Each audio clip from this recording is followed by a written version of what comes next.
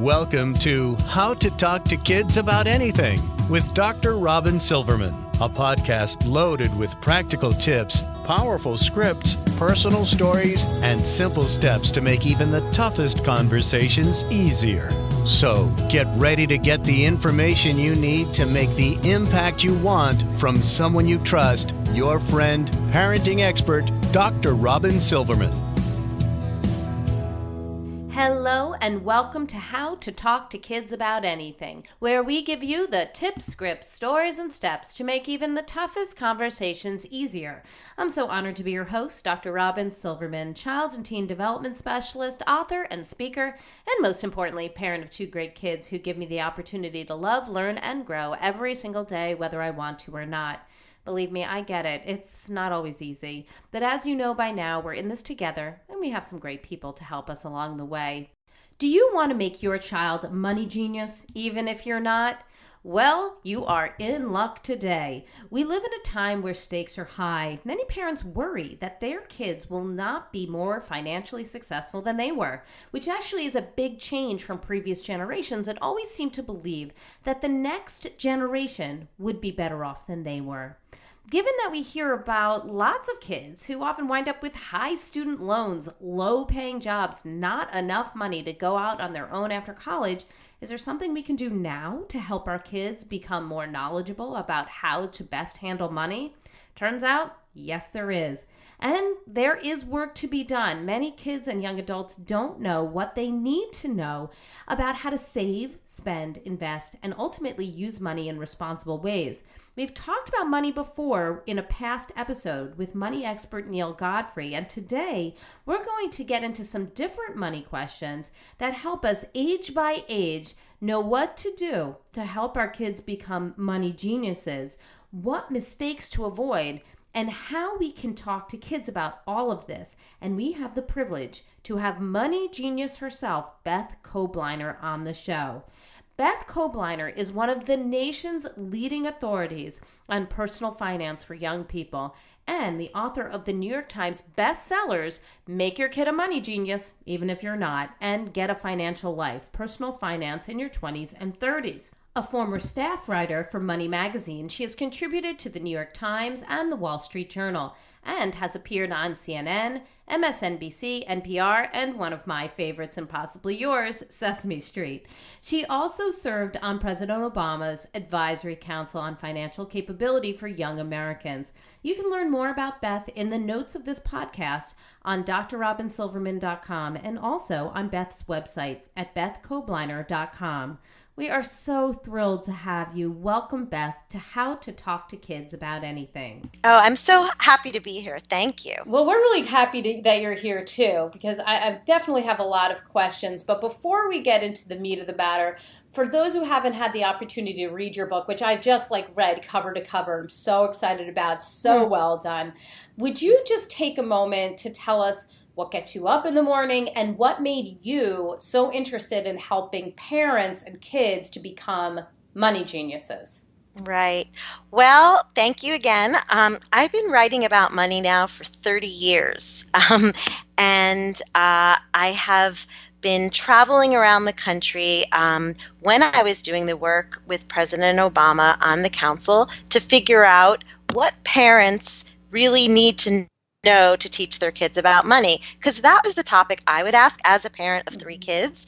For the last, my oldest is 21, so for the last, I'd say about 19 years, I've been asked on playgrounds and in classrooms and now college campuses. Parents are very worried about how to teach their kids to get some financial wisdom, whether it's how to, manage a debit card in college or not to, how to become a saver when they're very young children.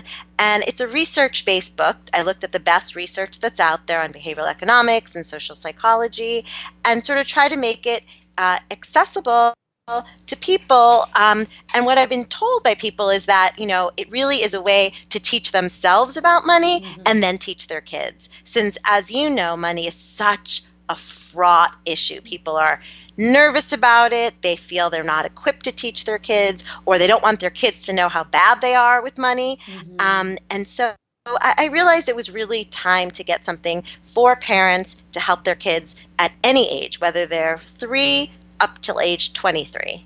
Right. And I think you're right. If people are very nervous about money, I mean, we have images of our kids coming home from college and winding up on our couch forevermore. Right. And we certainly have heard so much about kids feeling like they'll never be able to catch up. The student loans are so large. The job market is very challenging. The money that they're getting for certain jobs is not enough to sustain them. And so, I think that people are very conscious of the fact that money is important, but I think what you nailed even in your title is, we want our kids to know about money, but sometimes we feel like we don't know enough. So let's start sort of at the beginning. I know that people I've spoken to have gotten really garbled up when talking about allowance. I have to agree. I really have too. I've tried a lot of different things when it comes to allowance, but it feels, I don't know, it just feels frustrating to me because on one hand, I want to teach them character and, hey, you should be doing these jobs, the jobs around the house you should be doing, wanting to do things just because you want to do them. We've heard it's great for teaching kids about how to save and use money. So, they have money so that they can parcel it out. So that makes sense. But what is your take on allowance?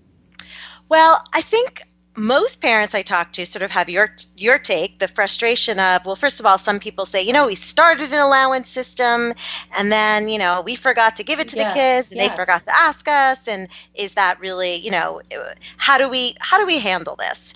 And so the first thing I did was look into the research and looked at about 24 reports that have been done on allowance, both in the U.S. and in other countries. And the bottom line with allowance is it's not the holy grail of being a good parent when it comes to money. In other words, some studies show when you give a kid allowance, yes, they learn some responsibility and they, start thinking about money in a different way. But equal number of studies showed when you give kids allowance, well, maybe that will make them feel a little more entitled and maybe they're going to save less. So my point is you don't have to give a kid allowance to make them smart about money. There are plenty of people. I am, for example, someone who my parents didn't give me allowance. And just as we went along, we made decisions together of, there's a class trip and I want to go. Yes, we'll give you money for that. Oh, my friends are all going out for pizza. Well, that's not something we want you to do right now, or we don't think we'll chip in for that. Or so it was kind of, that's how we did the allowance. Mm-hmm. We do know that if when you want to give your kid, whether you do a formal allowance, like the same amount every month, or you give them money as it goes along, you want to be clear about what the money you're giving a kid will be for. You have to be consistent. If you say, you know what, I'm going to pay for a few lunches out with your friends, maybe, a teenager, but from then on you have to pay for it yourself, then you have to stick to that. Because I think that's one of the ones where parents feel bad and they go back on what they said. So you have to be clear, you have to be consistent. I feel very strongly you should give allowance to kids in cash. There's a lot of apps now that say, well, you can, just press a button and automatically, or it even can automatically go to your kid every week and then don't have to worry about forgetting about it. But the problem with that is then you're cutting out the real experience of talking to your kid about money and handing them cash, because research shows that we spend twice as much when we use debit or credit than when we use actual cash. We experience the pain of paying when you use cash because you're counting out those bills and you're giving them away. And I think that's one of those important experiences for kids to really have. And the final one is don't tie allowance to chores. Right. What you said, I agree. I don't think there are very few kids who would say, I love doing chores. But there must be some out there. Maybe there is. Right. But you can say, look, we're a family. And so for basic things, whether it's really simple, age appropriate, if they're 6 years old, maybe they help empty the dishwasher. Right. Or they're a little older, they make their bed. And the idea is that we are a family, we chip in, we all do chores, we're all part of this family. And we know now research has shown that kids who start chores at young ages, really young, 4, 5, 6, and they they don't get paid for chores, those kids are shown to hit some financial milestones more easily than kids who get paid for chores or don't do chores at all. For example, they are more likely to finish school and more likely to start careers. So these are studies that track people, and we really see how giving chores to kids, simple chores, really are, that is very empowering for a child to realize that they're responsible. And so it can be more work for us sometimes, but it's important to give your kids some chores. And if you want to give them one-off things, like, well, something I do, I hate organizing photos. Once I take a lot, but then I don't know how to organize them on my phone. I pay my 13-year-old to do that every now and then. A one-off job that I might actually pay someone else for. That's another way that your kids can maybe earn a little money if they're still too young to get an actual job. I think that may be where I got a little garbled up myself. So I think, I have family contributions. My kids make their beds. They clear the table. They set the table. They do these things, and they don't get paid for it. And I think that we kind of straighten those things out because they're everyday things. And setting the table, they take turns each day. But I think what happened with the allowance system for us was we were giving allowance for jobs, like we were going to pay them for the things that they were doing, not a one-off. And this is like what I'm hearing you say. This is like, jobs that we wanted them to do on a weekly basis, that were on top of the chores. Well, then it got a little confusing. It was like, how often do I need to do these jobs? And like if it was weeding or something, who likes weeding? We do not. So this was a job that we didn't want to do. And so, well, how often do you need to do that? Do you need to do that once a week? Do you should be doing 3 times a week? What about homework and everything else? That's where we got a little confused. So what you're saying is it really needs to be more, allowance should be sort of separate even from that, and that they shouldn't, and that these one-off jobs are the things that they can get paid for? Paid for, yes, absolutely. And I mean, the point is, don't link the allowance to those regular everyday chores that you expect them to do. Because you'll also, not only are you, that study shows that it's important for kids to have that intrinsic value of feeling that I'm being responsible and I'm not being motivated by money. I'm doing this because I'm part of a family. But it also is that you don't want to be in the constant state, which it sounds like maybe you were beginning to be, of negotiating. And your kids are like, well, maybe I won't do the weeding. I don't really care about the $3, and you need it done.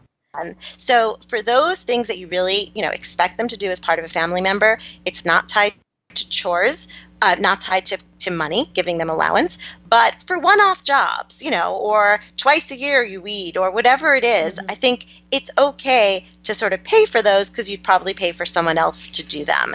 And I think that really gives a kid a chance to prove that they're part of the family, they're a team player, but also, it's very hard for a kid to make money elsewhere. So it does give them an opportunity to start saving cash and maybe start saving for something they really want. My daughter, who's 8 years old, decided that she would do a little car wash in my in my driveway.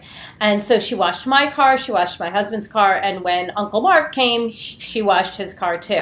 And Uncle Mark absolutely gave her a couple of bucks for washing the cars. And we did too. We wound up doing that too, as the extra, something that obviously we would have gone to a car wash to wash our cars. So, and she loved that. She thought that was terrific. So I remember exactly. Or I remember, shoveling snow. I grew up in Queens, New York, and I made a bundle. I used to love that, and there are all kinds of, babysitting, of course, or tutoring, helping, there are all kinds of ways that kids can make a little bit of extra money. And again, if you decide to say, as a parent, I want to give allowance, you can do that's fine, but you don't have to feel obligated to do that. And you could say to your child, well, we decide, we'll help you, especially when you're younger, figure out what we want to spend money on and help you with, and what costs we don't think, are worth you getting, or what items we think that we're going to hold off on now. And as they get older, I mean, it's better to give your kids a little more autonomy and a little more of a sense of, okay, these are things now we expect you to pay for.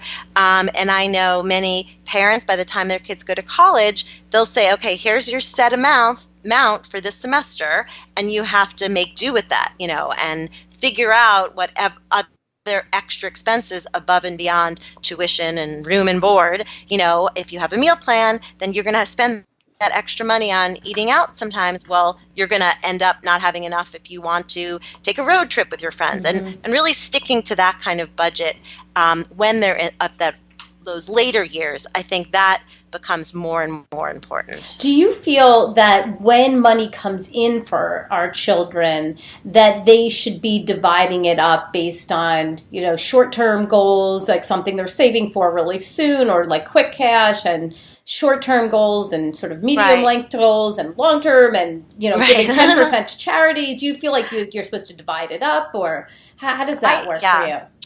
Yeah, I think particularly for very young children, the old, the 3 jars method, which is what I got to teach Elmo about on Sesame Street, which was really fun. Oh, love that. Love it. Yeah, it was really fun. But a third in saving, a third in spending. So if you really want something, you save up, and a third in, giving to other people who need what you basically you have more than many, many people, and using that as a springboard for lessons about talking about giving to others. And I have a whole chapter on giving in my book. Yes. But I feel very strongly, while it's important to sort of talk about giving, I think that also a lot of times younger children get more out of giving their time than, their cash or their pennies.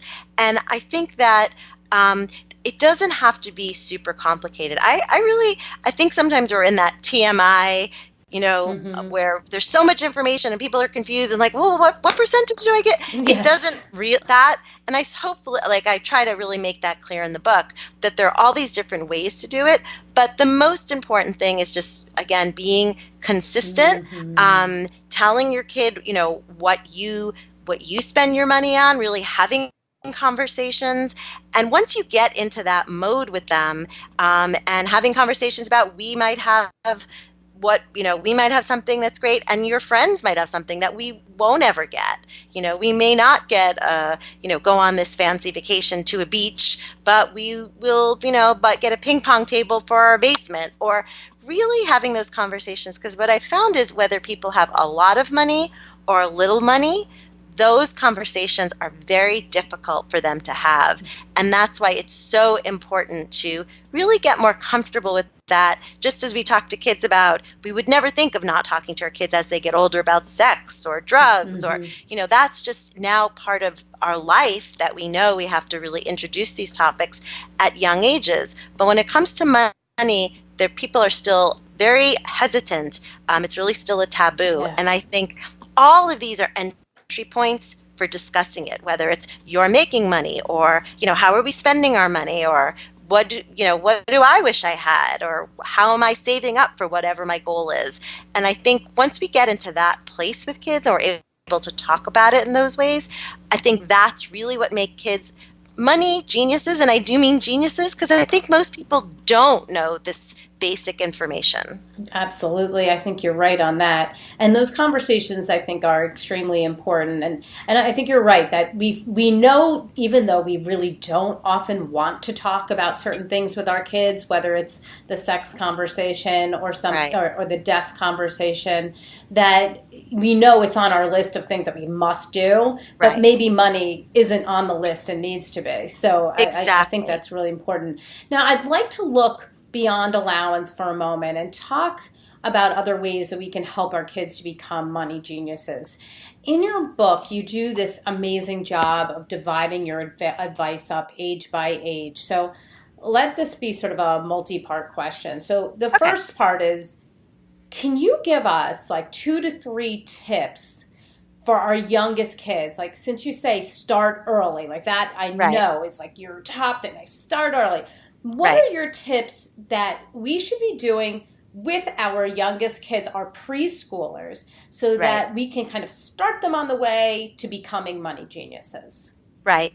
I think the two basic ones for, 3 to 5 year olds is, first off, understanding that research shows that by age 3, kids can understand and grasp some simple concepts like value, things have value, and exchange. So teaching a kid, we need money to buy things, because right now they see us swipe cards and magically we get what we want at the grocery store, or they don't even go to the grocery store. They see us, type in something on the computer and it magically shows up the next day.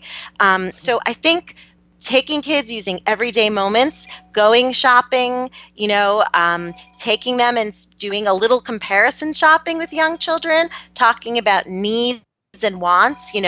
We really need milk, but we really want chocolate milk, and we really need vegetables, but we want veggie puffs, and talking about those trade-offs, I think really is something that hammers home that message to kids. Oh, we can't get everything I want, but we can make choices. I think also bringing your kid to your job. I earn money by working, and this is what my job is. And, just for little kids, just getting a sense of, oh, okay, that's where they go every day. This woman in my office told me when she was very young, she thought her father's job was to leave every day and read the newspaper, because he would leave with the newspaper under his arm. And then, it turned out he was a teacher. So she finally, learned that. And I'd say the other really big one for young children is that 3 jars idea. Every time they get pennies or money, or grandma sends a present or whatever it is, you're saving up for something you really want, and you have to wait before you buy something. Just starting that notion of, we have to wait. We wait for the swings, we wait for our birthday, we wait for holidays.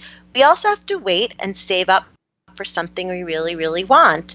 And those kind of goals, if a kid really wants, I know Shopkins is really big now, we're going to save it up, and we're going to put that money in the jar, and we're going to look at it, and we know we might not be able to get it today, but we're going to save and try to reach that goal. Maybe we'll do a little matching plan. But when you're talking about young ages, that's what really grabs their attention, I think. Saving up for something and realizing that they're doing something that's, kind of a grown-up thing to do. They're saving for something they really want. Right. And it's very concrete when they see those jars and they're able to count the money and feel the money. And I love what you're talking about with the needs and the wants. I remember reading it in your book that your father talks about making sure that you do, what you have to do first, and then do, right. What you want to do. And my kids hear me say this. I read it and I went, oh my gosh. That is the same as my house. I say constantly, we need to do what we have to do before we get to do what we want to do. First, do what you have to do, then do what you want to do. I feel like my kids would repeat that over and over. If you said, what's the piece of advice your mom says? I'm like, that is something I say all the time. So it really resonated with me when you talked about needs and wants in your book. And I like that you're using it in such a concrete way at like the supermarket or at the toy store. We need to get a present for your friend, but we want to get this particular toy for ourselves. That makes a lot of sense.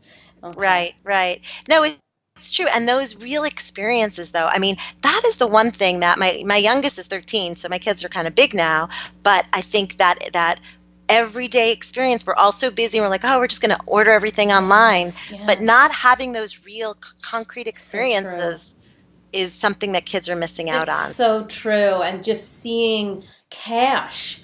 I mean, seriously, seeing cash. And I'm as guilty as anybody else. And taking out a credit card and we don't have tons of credit cards, but even taking out the 1 or 2 credit cards that we have and swiping. My daughter loves to do that with me. My son likes to, swipe it with me. It's not a great lesson to learn, because they're not counting out the money the way that you can do with their money in the jars. And so that's one of the reasons why I really love that idea. So why don't we move to elementary age kids? So what 2 to 3 tips would you give us to help make those elementary age kids money geniuses? This is where my kids are, 7 and 8 years old. So I'm listening with incredible interest. Right. First off, there was sort of a horrifying study that came out of University of Cambridge I'm in England. nervous. Yes, that showed that by age 7, many of the habits that will help kids manage their money in the future, they're actually already set by age 7, okay. Let's which hope is we did a why good it's job. important. Yeah, it's important to start exactly. But that said, these elementary school years are really key times and very actually much easier times to talk to kids about money because they're really excited to learn more about it. Kids want to buy stuff. So one example would be comparison shopping, going to a supermarket and saying, well, we have to buy tissues. Do you think we should buy this one? Talking about, advertising. And Yes. one of my favorite studies was one that showed that when their kids' cereal boxes, they usually have the characters on the box look downward at the kids, whereas to sort of meet the gaze of a young child, which is fascinating. Who knew? Wow. Yeah, who knew? I know. It's sort of crazy. And pointing out the colorful wrapping and, all that is, I think, really interesting to young children, and sort of saying, we're not going to get tricked by that. Let's figure that out. And this one costs, we can get 2 of these for one of those. I think those are great lessons. I think also opening a bank account, just going to the bank, even though interest rates are fairly pathetic. Maybe now you can get 1% on a savings account, but it's an experience that really makes it more concrete for children to walk into that bank account with their parents, and they probably won't get those lovely little passbook savings account we used to get, but they will get statements and talk about you're going to get a little bit extra money, few pennies, but it will be more money than you had than when you put the money in, and that's interest. And we are so excited to put our money here and to help it grow. It'll grow faster than if we just kept it in our drawer at home. I think those are the key ones. Again, those real everyday life experiences that kids remember and try to emulate. And of course, the other big one is, being online. Kids are online now, of course, so setting very clear rules about, never typing in information online. And certainly, I think sometimes it's tempting to say to if they're like, oh, I want to buy this. Okay, well, I've found myself, like my son saying, what's your credit card number? And I'm like, no. Can I buy this? Yeah. Yeah, exactly. So, it's that kind of thing. And I think I've been very surprised that parents who I've met on my book tour would tell me, our kids are so addicted to certain websites, and they press a button and they keep getting more, and they buy gems or and I'm like, well, how are they getting this money? And they'll say, oh, well, we'll give it to them, an allowance. I'll say, but how are they getting it online?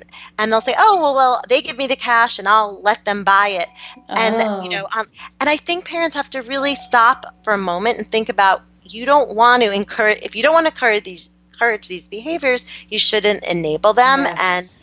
And I think it's hard. Parents feel pressure. Well, all the other kids are playing these games. And I just think that if you want your kid to have, build up their ability to delay gratification, that is not the way to do it. And we do know, of course, that research shows that when kids are able to wait, that famous marshmallow study, yes. Exactly, that when they're able to wait, those kids who they've tracked for now 50 years, they know that those kids who are able to wait, instead of eating a marshmallow, the researcher would say, you wait, and if you wait, when I come back, I'm going to give you a second marshmallow. And those kids who are able to wait had higher SAT scores when they got older, and better relationships, and even lower body mass indexes. So they're certainly better about handling money.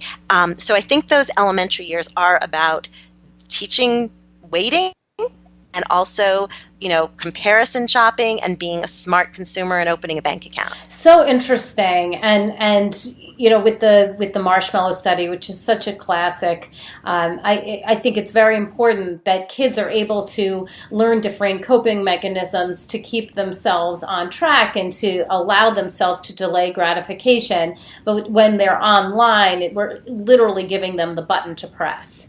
It's a quick button culture, and so I think what you're saying is really important here. And I want to underscore one of the things you said about advertising, because we talk a lot about that, and kids don't like to be duped. The more that we can give them information, the better off. We need our kids to be savvy when it comes to what the media can do to them. I loved one of the studies that you recognized in your book about how kids were given the exact same food, but one of them was wrapped in a McDonald's wrapper, and the kids all wanted that one.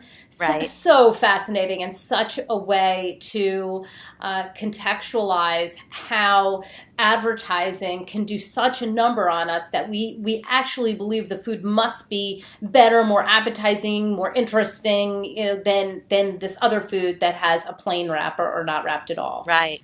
So and just like designer jeans and sneakers and all that, I think those are always, and I think you're absolutely right.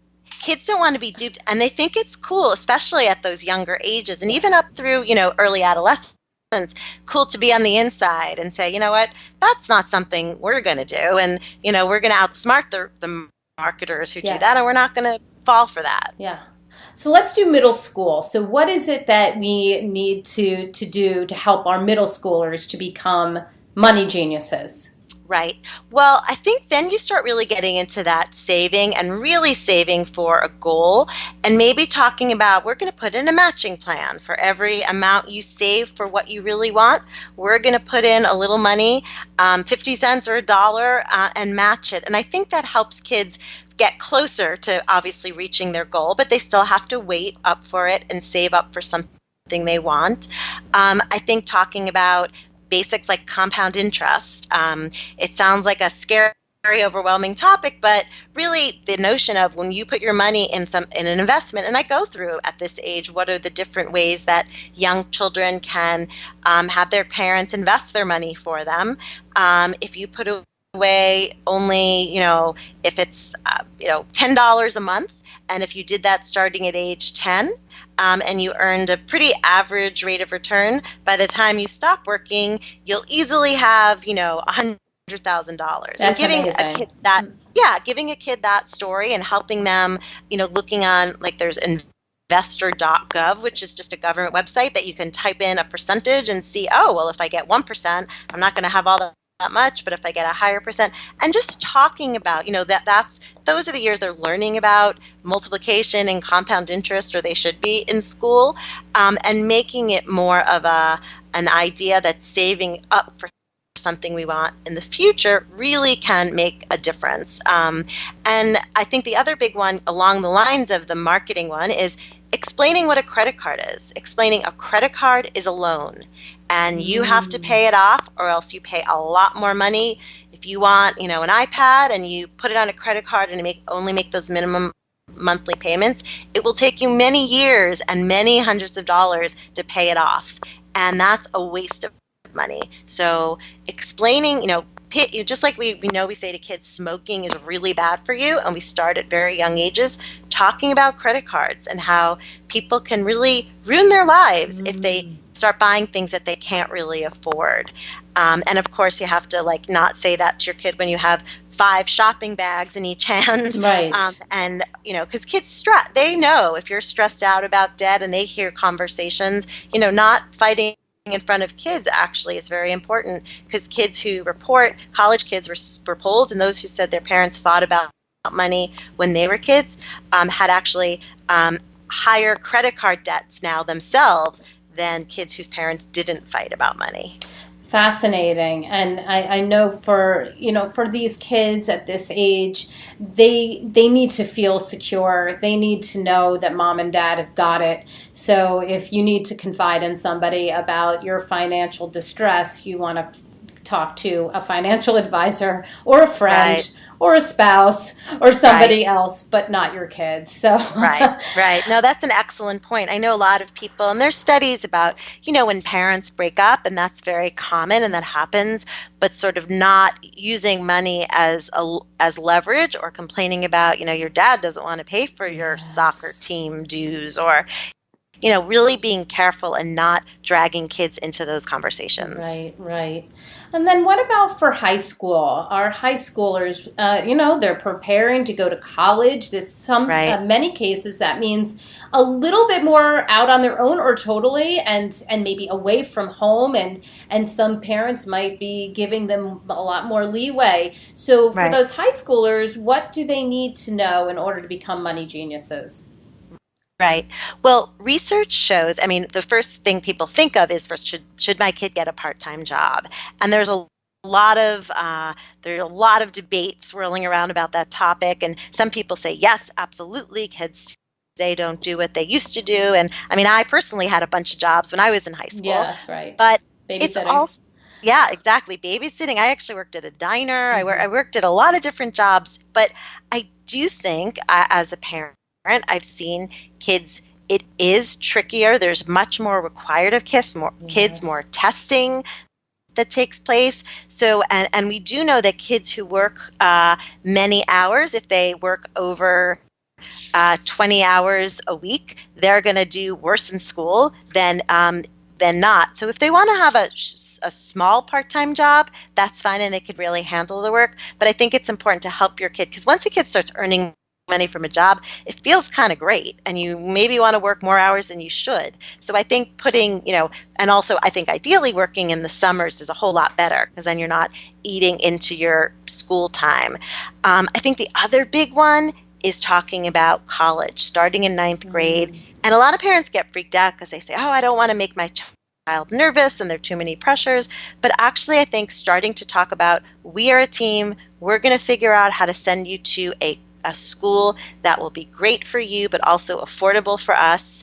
And really, and I go through in the book all the guidelines and what are the things you can tell your kid, especially that people who graduate from college out-earn those who only graduate from high school by about $1 million over their lifetime. Wow. So college is still a good investment, and I think there's been some mixed messages about that. It's important to get that clear to kids, and it's important to have them even start, if they do earn some extra money over the summer. One of my favorite examples is opening a Roth IRA, which sounds insane, but actually, if you are able to open, if your kid has, say, they earn $500 over the summer and they're able to put $500 away, you could even give them that $500 to put in a Roth IRA if they earn $500 and let it sit there. And if they did it every year for 5 years, they'd have $100,000 just for 5 years. They'd have about $100,000 by the time they stop working.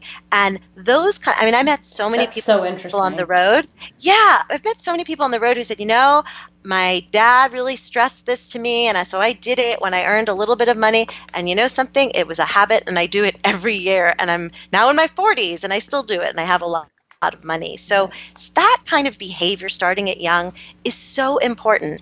And if you can use some of those earnings, it also protects it if you're going to get financial aid as a family.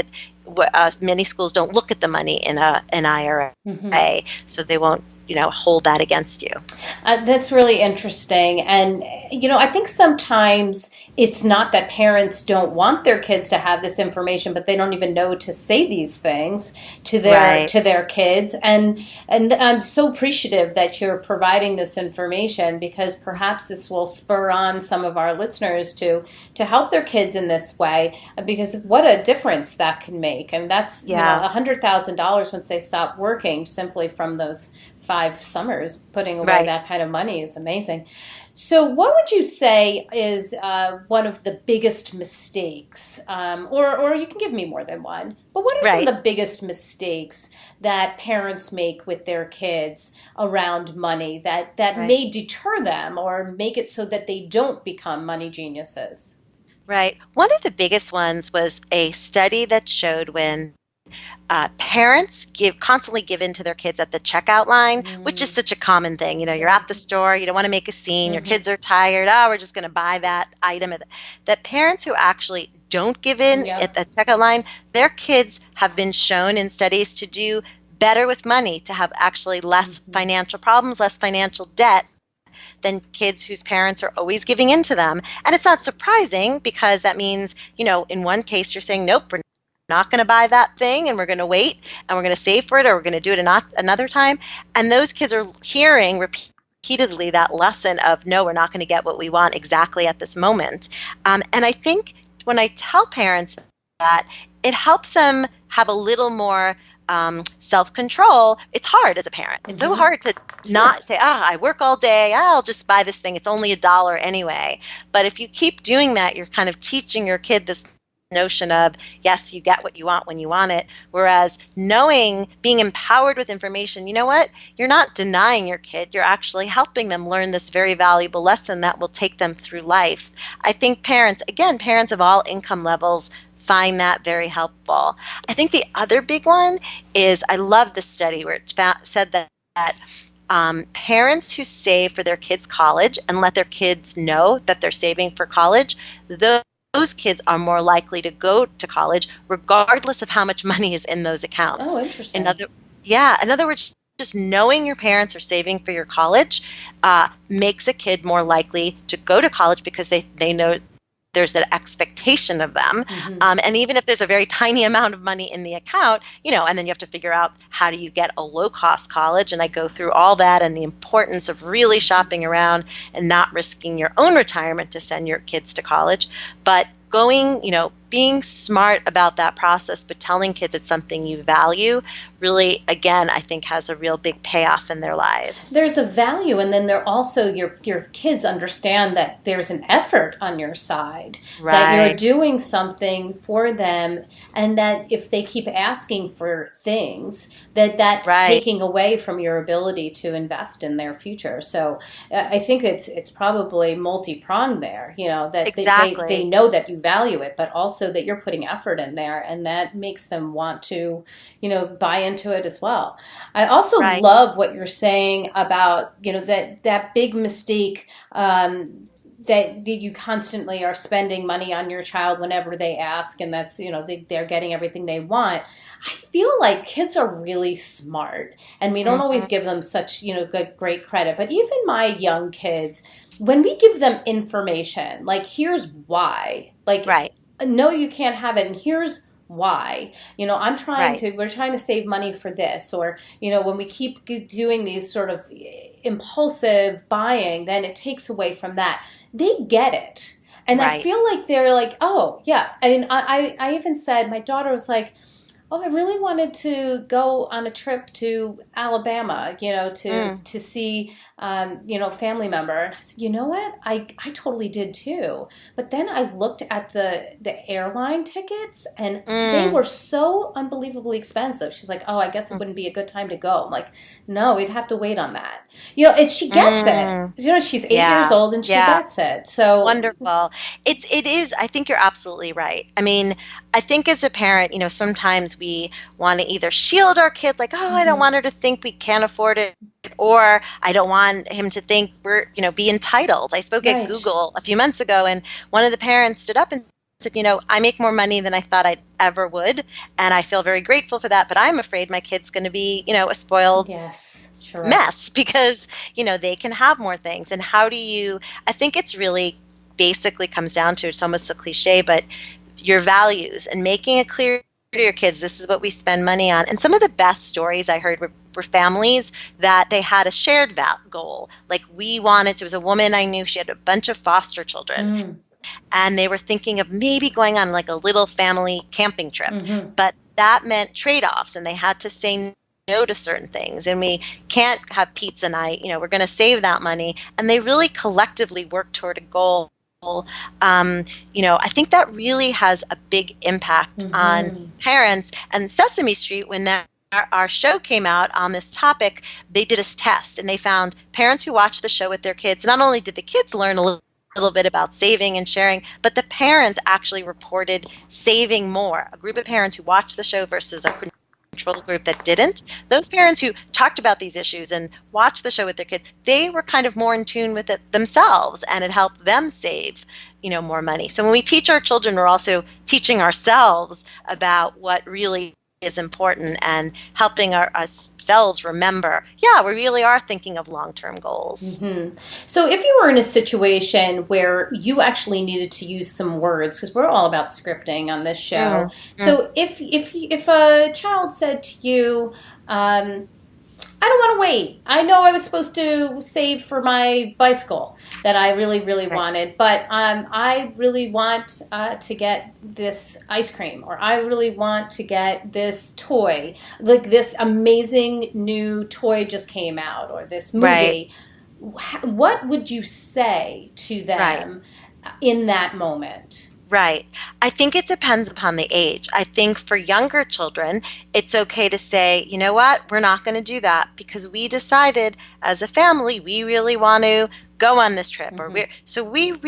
We're going to save for that. You can't lie. You don't say, when you walk into the store, I want ice cream, and say, I don't have money on me, because that's tempting to do, because they'll see you take out your credit card 2 seconds later and they'll, you're busted basically. Right. So you don't want to lie, but you say, nope, we're not. When kids are a little older and they're making the decision, and they say, and parents tell me this again and again, that when the kid has a goal, like, I really want to buy, those sneakers. And it may not be a goal you even completely love, but if that's their, I believe if they're saving their money for something and then they get tempted, you can say, okay, well, you could think about it.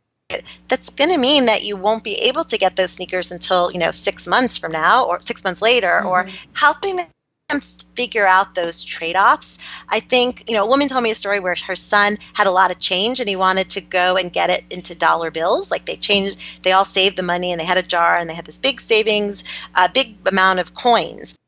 And they went to a grocery store, and then the mom realized, oh no, they charge for it. And the kid's like, I don't care, I want to get my money now. And she took a moment and said, okay, you can do that, but that's going to cost us, $3, and we only have $10, so you're going to lose a lot. And the kid sort of thought about it and said, okay, let's do it tomorrow in a place that they won't charge us. I think what you were saying before, explaining those trade-offs, ideally, it's harder to do in the heat of the moment, but even as parents, we just have to steel ourselves and tell our kids, you know what, I know, you said you want this goal. I really admire you. And also commiserating. Like, I know it's really hard to wait sometimes. Like I would really love to buy, another pair of shoes, or I'd really love, it is so hard and we have to wait. But we're doing it we're a team. We're going to, work toward that goal. And I'm so proud of the way you're waiting for that. And that kind of language of, it's tricky, admitting it, because it is. Or, it would be nice if we had, a pool in our backyard. We don't have that, but we have, family movie night where we all sit around and watch something, on Netflix, and that's kind of our fun family thing, and everyone's different. And acknowledging that and not being afraid to sort of say it is kind of hard, but we have a lot of great benefits also. What do you do? And before we end up, I just have this question for you, and I remember reading it in your book as well. There are some times when our kids are in situations where they come into a large amount of money for themselves. I mean, maybe in the long run, it's not a large amount of money, but, they graduated from high school. They had their Sweet 16. They had a bar mitzvah.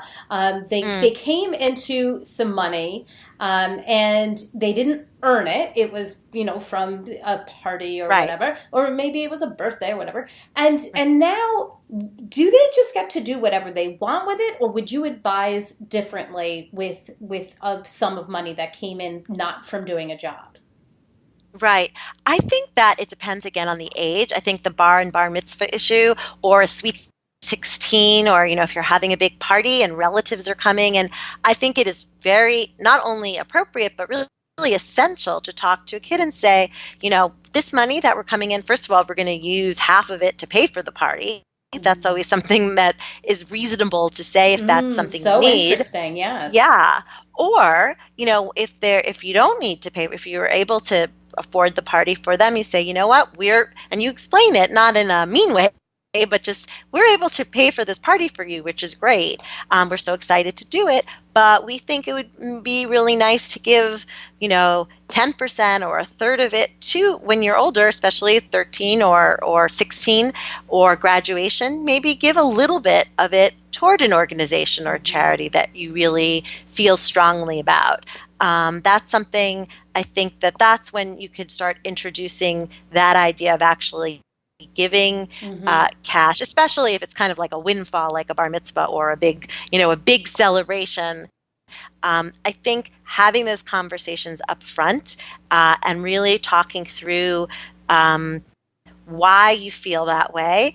And I think it's okay to say to 13-year-olds or even 16-year-olds, you know what, we think this is really important. So, we're going to we'll let you decide what charity is or what organization. And you really have the freedom to look into all the different organizations and do research, and we'll help you with that.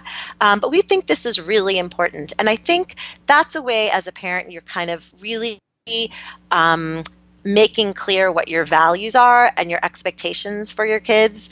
And I think kids come around to it. I mean, in all aspects of parenting, I've seen that, they might not agree with you at the moment, but they think about it later and realize, okay, well, and I've had, it's gratifying when your kids get a little older. Sometimes they'll actually surprise you and say, oh, I'm glad you didn't give me your credit card when I went shopping with my friends, even though they all had their parents' credit cards. You gave me cash and it made me understand something. That is terrific and good for you. Gratifying for you. Let's take a pause and say, well done, Beth. Yes. And people who know me know that I do a lot of charity work with my kids. They, instead of, for their birthdays, instead of them getting presents, they collect for charity, not money, but actual items that are in need, maybe like dog leashes and all that stuff for a shelter or special things for the hospital, books, the pajama program. I mean, all kinds of things. Teddy bears for kids who, don't have somebody to hug at night, all those kinds of things. And so for this, that just resonates with me. And I of course, love the idea of taking some of the money that comes in and benefiting an organization that your child picks. I know that in your book, for those who are interested, you put some really good ones in there that I hadn't even thought about, and I'm going to look into that allow kids to really understand where their money is going. I've seen the one where you can buy a goat or a chicken for a family. I love all that. For International, that's a great one. Yeah, that's a great one. And there's a bunch of other ones. I know the Birthday Buddies, I think, was one of them. All of those are great charities, and I would encourage people to take a look at those in Beth's book. But now is the time for your top tip. Out of everything that we've talked about, what would you say is your top tip that you would want people to come away with? I think it's saying that, and there's many different ways of saying this, but I think it's, we don't spend money we don't have. That we don't buy things, even though there are different ways to buy things with credit cards. We don't want to live our life like that, because we want to feel secure and not worried all the time about paying bill collectors or, being deep in debt and always feeling like you're behind. We want to be, ahead of the game, and that we don't spend money we don't have in our bank account or in our wallets. And, even when you go shopping, using cash occasionally, just so your kids can see that. And I think that's a very important message for young children to hear again and again. Because I find, when I meet grown-ups in their 40s and 50s, they say, oh, I sure wish somebody told me what a credit card really was.